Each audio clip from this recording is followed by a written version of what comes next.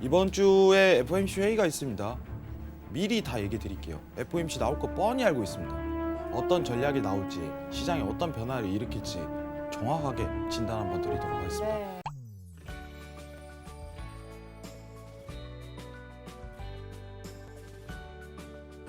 좋아요, 구독, 댓글 부탁드립니다.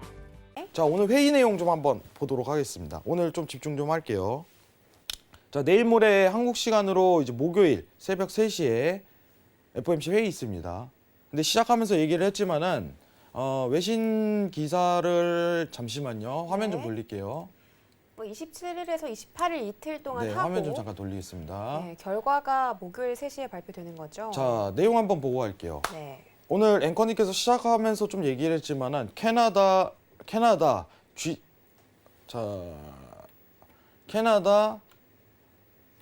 네, 주요 국가 중 네. 처음으로 캐나다 G7 중 처음으로 테이퍼링 돌입, 미 긴축 빨라지나라는 내용이 시장에서 좀 나왔었어요. 네. 자, 결말만 얘기하도록 하겠습니다. 결말만. 절대 안 합니다. 절대 안 해요. 할 수가 없다. 제가 왜 그런지 알려드리겠습니다. 지금부터 왜 그런지. 자, 여러분들 해성물 넘버원을 많이 시청하신 분들은 기억을 하실 거예요. 파월이 지난달 FOMC 회의 전문에서 나왔던 내용이 뭐였을까요? 앵커님 기억하시나요? 네. 제일 중요한 내용이 어떤 내용이요? FOMC 회의에서 3월 FOMC 회의에서 제일 중요하게 다뤘던 파월의 중요하게 멘트. 다뤘던 얘기 많았죠. 너무 많았죠. 너무 많죠. 저를 또 시험하시는데 네, 오늘 좀 시험 좀 그때 해봐야겠네요. 자선 매입 축소 이야기를 안 했잖아요. 아, 당연히 안 했죠. 네. 할 수가 없는 상황이었으니까. 네. 근데 중요한 멘트 하나 던졌어요. 어떤 멘트였죠? 힌트가 물가, 물가, 두 번째가 고용. 고용. 물가와 고용이 완전 고용이 된다면 그때부터 자산 매입 축소 시작하겠다. 네. 네. 자, 맞췄나요? 거의 다 나왔습니다. 자, 정확하게 네. 얘기할게요. 네. 물가는 중요하지 않아. 음, 이거예요. 우리한테 지금 물가는 중요하지 않습니다. 네. 인플레이션 상승률에 대한 그거는 중요하지 않아. 내가 보고 있는 건 고용 수치야. 이 그쵸. 고용 수치가 객관성이 드러났을 때 음. 나는 그때 어떤 상징을 내보낼 자신이 있어. 네. 다만 지금은 아니야. 그쵸. 라고 3월 FOMC에 나왔어요. 네. 기억하시죠? 네, 이게 네. 정확한 멘트입니다. 음, 자, 그리고 나서 4월 들어서 지표 발표가 있었어요. 뭐가 있었죠? 고용 지표, ADP 비농업 부문 고용 그죠. 지표가 있었죠. 너무 좋게 나왔잖아요. 비농업 고용 지표가 있었습니다. 네. 자, 고용 지표가 딱 발표되고 나온 내용은 뭐였냐면은 네. 자, 지금 한번 비농업 고용 지수를 한번 같이 체크를 해보도록 할게요. 네. 이번 달 초에 나왔던 내용입니다. 자, 이 자리에요. 비농업 고용 지수 매달 첫째 주 금요일 날 발표 이어지죠. 이거는 매달 이어집니다. 자, 여기 비농업 고용 지수 있어요. 비농업 고용 지수가 뭐예요, 회장님? 논팜이라고 하는데 미국은 서비스 국가이기 때문에 농업을 제외한 산업 전반에 대한 고용 수치입니다. 그러면 이 지표가 한 달 동안 미국의 고용 지표다, 고용 수치값이다 라고서 판단하시면 돼요. 자, 여기 보시면은 K라고 써 있는데 1K는 1000명을 뜻해요. 원래 예측치가 64만 명 정도 예상했는데 실제치가 91만 명이 나와버렸네. 엄청난 고용 회복을 이루었어요. 자, 이거 나오고 나서 이제 파월이 4월 9일에 인터뷰를 합니다. 그게 키포인트예요. 그게 키포인트입니다. 자, 3월에 분명히 뭐라고 했죠? FOMC 고용 수치 회복을 보는 걸 보고 나는 부양책에 대해서 판단을 할 거지 지금은 아직 아니야. 난 객관성 있는 자료를 원해. 객관성 있게 나왔네. 그러니까 회의 전에 파월이 시장 달래기에 나섰지. 자, 고용 수치는 높게 나오고 시장 전반적으로 야, 고용 진짜 좋게 나왔어. 그러면은 너 출구 전략 모색할 거야? 테이퍼링 할 거야? 쉽게 얘기하면 돈 이제 그만 풀 거야? 라고 시장에서 어떤 가능성을 제시하니까 파월이 4월 9일에 갑작스럽게 연설을 하면서 이런 내용을 꺼냅니다. 자, 내용 한번 확인하고 갈게요. 자, 4월 9일 날 나왔던 내용입니다. 고용 수치 발표 뒤에 일주일 뒤에 정확하게 파월이 멘트를 날렸습니다. 실질적인 확인 전 자산 매입 축소 없다.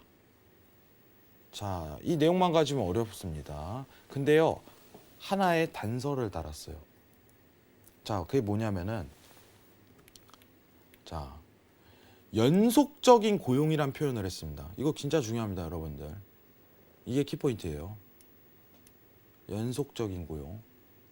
자, 단편적으로 이번에는 굉장히 높게 고용 수치가 회복이 91만 명이 나왔는데 나는 단편적인 걸 원하지 않아. 지속적인 고용에 대한 회복을 보고 나서 판단할 예정이야. 라고서 이미 재료를 뿌린 상황이에요. 기억하셔야겠죠? 자, 회장님, 이게 영향이 뭐가 있을까요? FOMC 회의에? 네, 있습니다.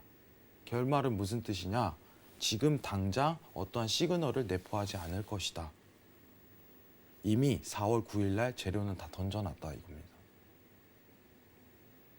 자, 그러면은 회의가 어떻게 보면 시장의 악재 조건에 해당이 되는지 아니면 긍정에 대한 효과를 일으키는지 판단 기준만 내세운다면 저는 긍정이라고 봅니다.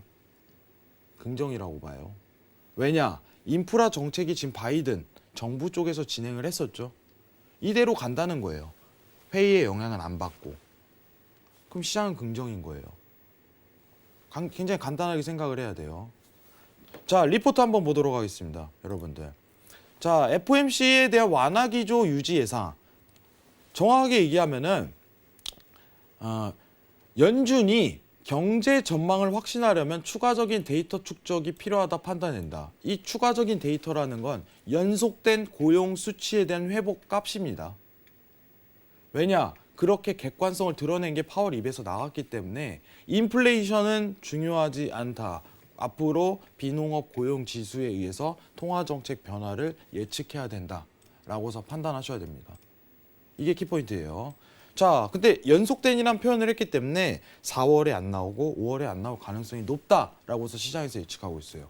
근데 4월, 5월 지속적인 회복에 대한 국면이 들어간다면은 어떻게 될까? 6월에 있을 잭슨홀이 가장 이르면 어떤 언급은 한번 될 것이다. 라고서 시장이 지금은 바라보고 있습니다.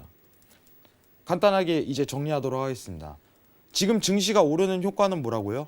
바이든의 초거대 3조 달러 부양책입니다. 가족계획 포함해갖고 지금 이 영향만 받을 거라는 겁니다.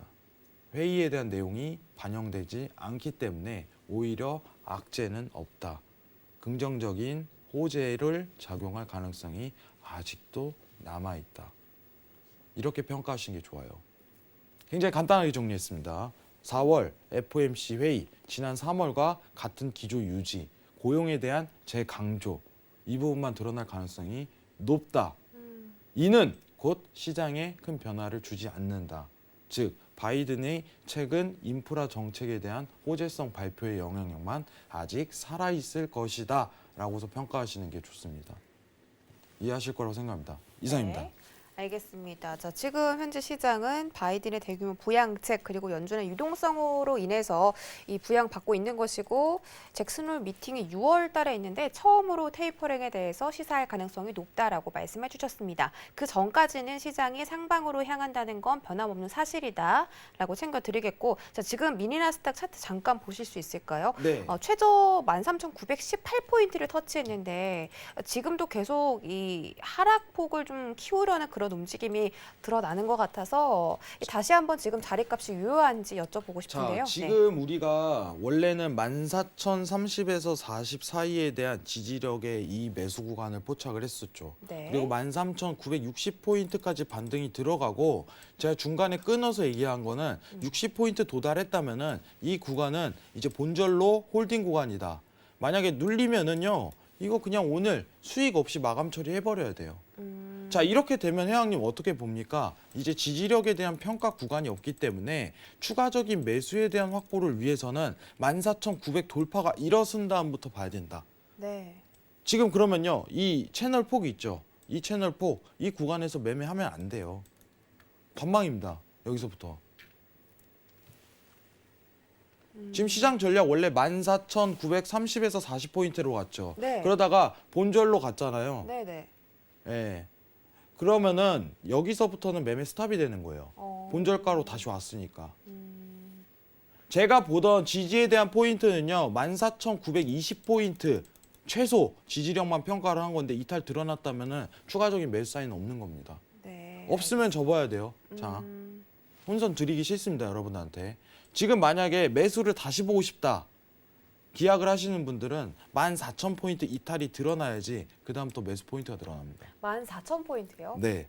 어... 14,000포인트. 네네. 근데 만약에 극단적으로 이제 변곡에 대한 위치값을 한번 잡고 싶어요 라고서 지지를 내려드린다면은 볼 부분이 14,870포인트까지 눌려야 돼요. 지금 상황에서. 이 부분이 가장 가능성이 높아요. 60분 봉상 위치에서. 이 부분만 기억하시면 될 것 같아요.